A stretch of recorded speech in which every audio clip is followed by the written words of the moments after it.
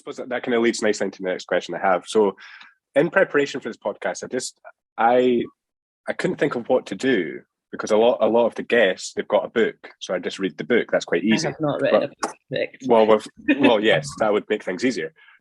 So the what I did is I just listened to a few podcasts and looked into local businesses, challenges local businesses make, or challenges they face, and how startups and stuff like that operate. And so one of the podcasts I was listening to was with Andy Ratcliffe, who's the CEO of Wealthfront, which is I'm assuming it's an investing company. And he said a good startup or a good business is one where everything can screw up and still succeed. So that's almost like the pandemic, where everything's screwed up, but you are still successful. Is that fair? I mean, it is, yes. But there's a complete degree of privilege that comes with that statement. You know, if you firstly, you need to have the money to do that. Mm-hmm. Mm-hmm. You need to have, you can't just be like, I'll go into business and if it doesn't work, well, we can prepare for it not working and then we'll just take it from there. Like if you have got people dependent on your income, if you have put all your savings into something, for us, if we spent all of the money we had buying in stock that we really believed in and it didn't sell, that's game over for us.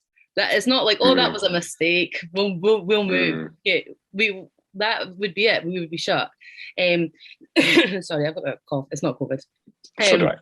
But so I mean, yes, I think there is situations that you have to. For the pandemic, like I'm not saying it was easy for us because it absolutely wasn't. There's a few things that came into play. We moved shop. If we were still in the building that we were in before, we wouldn't have made it through the pandemic. We couldn't have afforded the rent that was there. Our new landlords were completely understanding. They also were business owners. They're small business owners themselves. They own Picnic Cafe. So they have moved up to the viewpoint of the bridge, but they've taken the business away from the high street and we've moved into their building. They were so understanding with us. But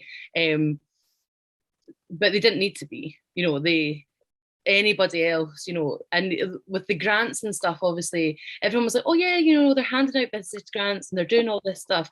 They took months to come in. If we had kids and mortgages, and if we had people depending on our income, it would have been a completely different story. So we were lucky, but not everyone was, so it's hard. You have to excuse me, there's a degree in which that you have to, not everything's going to go right, but you can't, everything can't just go wrong and then you move on and you continue.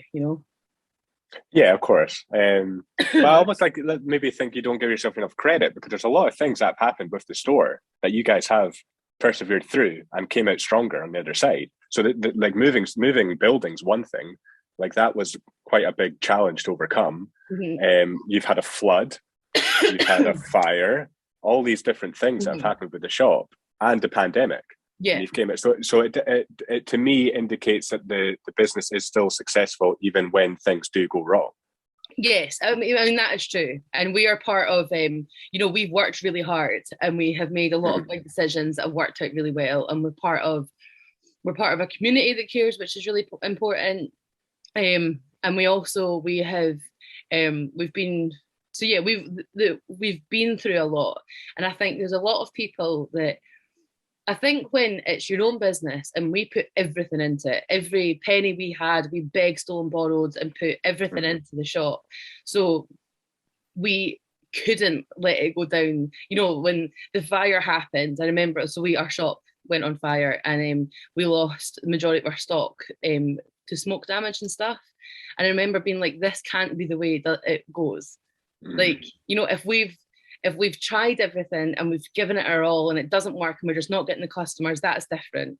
It can't go due to something else. So there's a lot, I think, when it's your business and when you own it, there's a lot you go through and you just deal with it because you just have to.